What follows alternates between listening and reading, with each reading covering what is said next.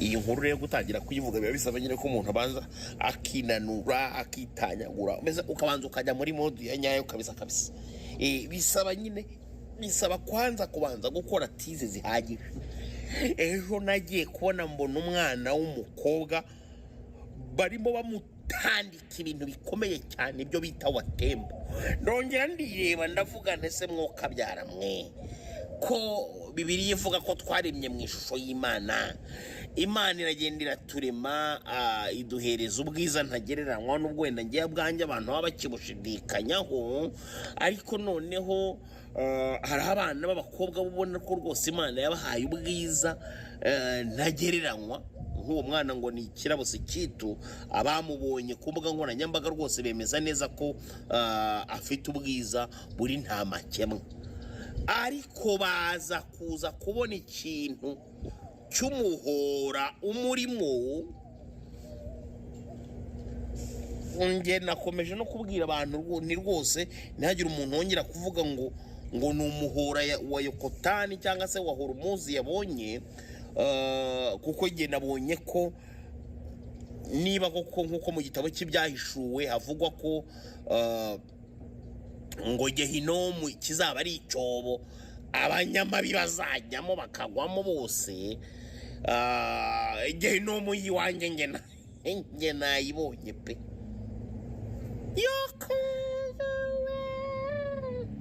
Uyu mwana w'umukobwa rero ejo bundi ahangaha nibwo yasohoye amavideo ye barimo bamutambika watembo mu buryo bukomeye cyane. Ukabona ko rwose n'umuntu wagiye afata mwene iyo video yagiye agerageza gukurura ariko biranga. Ya zoom ya telefone niba bakoreshaga zoom igeraho ngaho irarangira hagikomeza. Ndavuga nti mwabantu mu mwabagabo mwe umva ko abantu tujya tugenda hariya tukiyemera ukavuga uti yewe ndarenze nzirikana puturu ngo nkoresha ibinini bikomakomeye ngo nywa za fenerega n'ibindi. Ahantu nabonye nta muntu n'umwe kuri uyu mubumbe turiho wa Terre w'isi ushobora kuba yahisukira.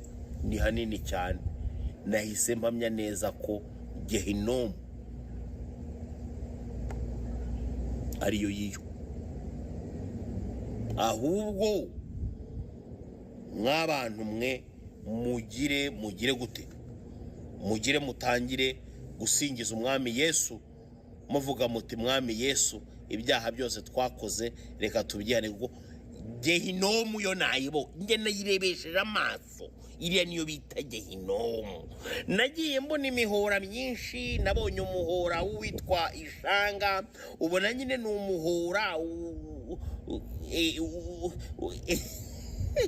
reka tuwugereranye na Yokotani, ko nawe ntago woroshye.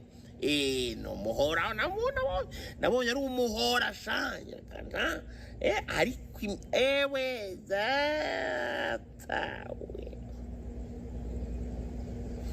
Nabonye ikintu hari ukuntu mu bitsina bajya bavuga ngo runaka ngo afite ngo icyo bita ngo ikintuza, icyo bita ngo ikintuza kiriya rero niba ari igikono, kiriya rero niba twavuga ngo ni ikibuti, kiriya niba twakita igiki, icyo nzi cyo gusa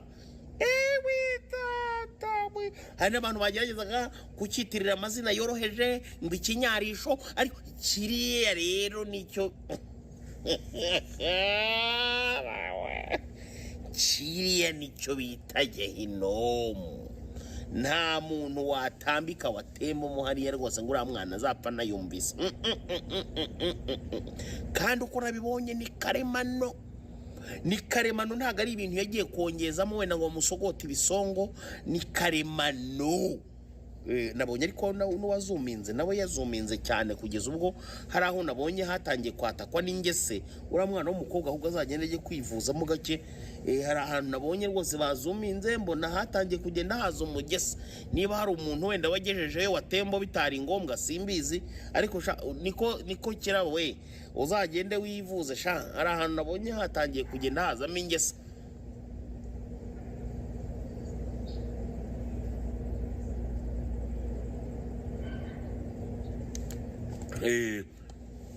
Bisigaye binsaba kubanza kunywa amazi kuko hari inkuru uvuga bikaba ngombwa kubanza ukabanza ugashyiramo utuzi kuko ibintu bugiye kuvuga biba biteye ubwoba.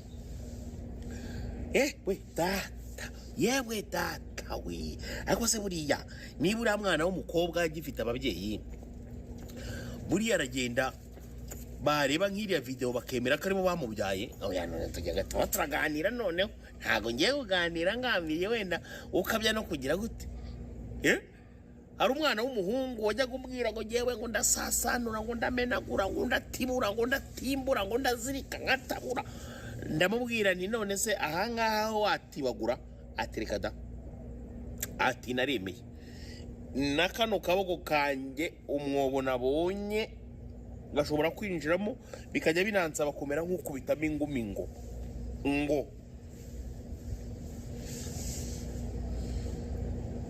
uriya mukobwa rero ngo ni Kirabusi Kitu, numwe mu baraza beza b'umuhanzi Shafi. Kuko hari abantu najyaga numva bavuga ngo Shafi ngo urabona ngo gutya na gutya ngo baramukora ngo bikiri oya. Rwose jewe mfite amakuru ntashidikanyaho yuko rwose yari umuraza we yagiye mu Bugande, ndetse n'abandi bahanzi nashatse kuvuga bitewe n'uko bamaze kugira amafamiye nabo rwose iyo bagiye Uganda uriya mukobwa ngo ni Sikitu niwe rwose ubakira akababera umuraza, ngo ni n'umuraza mwiza cyane. Ahubwo nkongera nkibaza nka Shafi buriya agerayo neza fresh ra? Ari ibintu njya nibaza nkaburira igisubizo.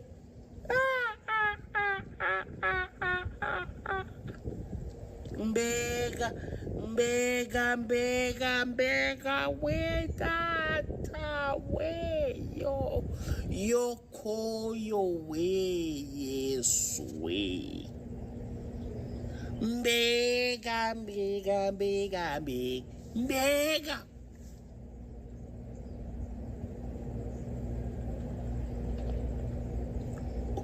uriya muntu aba yararemwe ku munsi umwe n'abandi cyangwa ngo hari abantu buriya batigeze banaremerwa rimwe n'abandi, ntibanaremwa na rugira, baremwa n'abandi bamarayika bari mu ijuru. Umwana w'umukobwa ngewe rwose bitewe n'ibyo nabonye ngewe nahise mvuga ntiwasanga ari umumarayika wari ufite irari, kuko ngo Satani mu ijuru ajya kwirukanwayo yirukanwe n'abandi bamarayika. Navuga nti uyu nguyu rero ashobora kuba yararemwe n'abandi bamarayika kugira ngo aba aribo bazajya bitambikiramo arazawatemba abamarayika boherejwe ku isi na Rusoferi, cyangwa se wenda bakaba baramufatiranye bakamurangaza kuri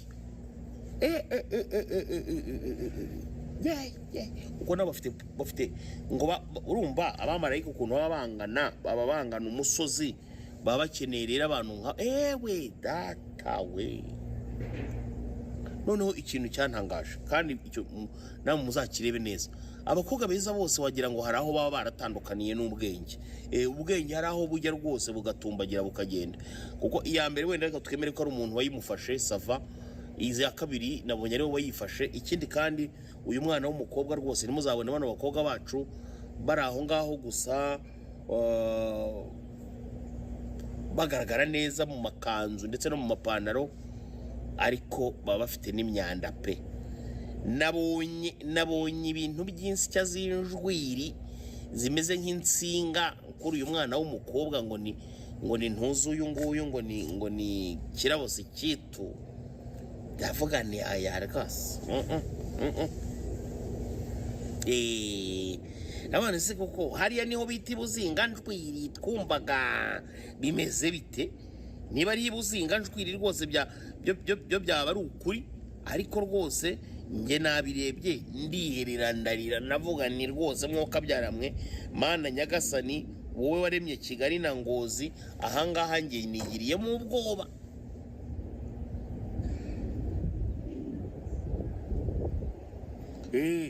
Nahise ngiramo ubwoba, ndabanza mpahamukamo. Abantu bose nabonye no kuri za Twitter ndetse no ku zindi mbuga nkoranyambaga, abantu bose rwose wabonaga bavuga bati bibajije cyane rwose ku isuku, bibaza nanone cyane kuri uriya muhora.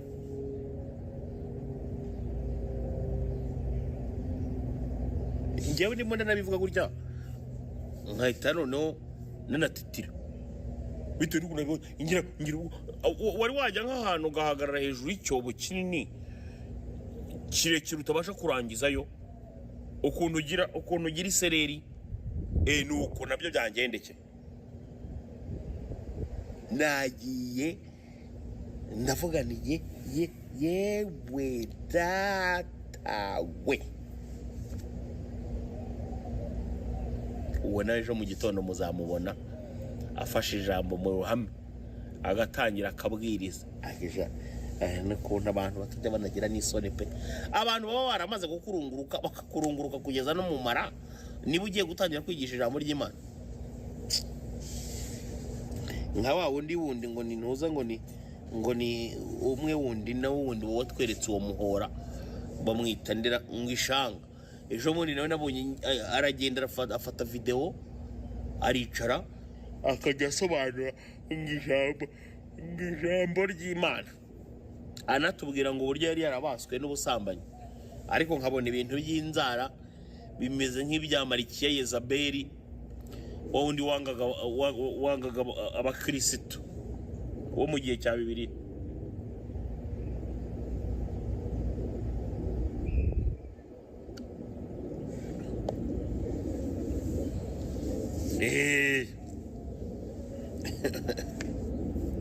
Reka wenda ubu ngo tubanze tumureke tugaruke ku muntu bita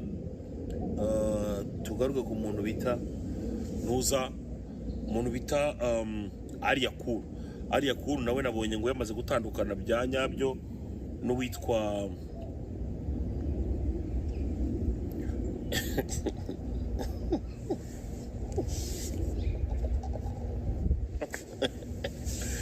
njye mwita Putin Kabaru, kuko uriya mugabo warya mwitende, uriya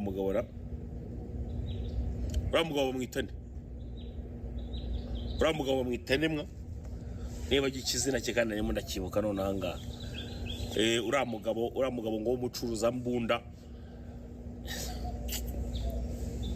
mwita Putin Kabaru, niyo mpamvu n'akazina ke nkibagiwe none ahangaha. Uriya mugabo wo mu Tanzania n'umutwitse, aba yitwikira gake ashaka kuzenguruka abakobwa benshi cyane b'Abanyafrika, ntago ari abo mu Rwanda gusa, ni za Burundi n'ibiki. Icyo agura icyo bita attention. Nk'abaho ni Putin Kabaru muramwibuka, nawe wajyagaza akigira nk'aho ari umuntu w'umukire cyane n'ibiki byose kugira ngo ace mu bana b'abakobwa benshi cyane. So uriya nawe rero ni umuntu w'umusaza ugeze mu zabukuru ufite amafaranga yakoreye menshi, agomba kwanza kuyenjoyingamo muri buriya buryo. Ntihazagire umuntu umubona agire ngo wenda ni umuntu w'iseriye, no, ni kuriya nyine, ni muri buriya buryo yenjoyingamo amafaranga ye rwose. Singiye gushaka kwinjira ku bya bariya Kuru cyane ngo mbivuzeho nabwo, kubera ko nabonye ibitangazamakuru byinshi byagiye bibivugaho yuko batakirimo barafollowingana.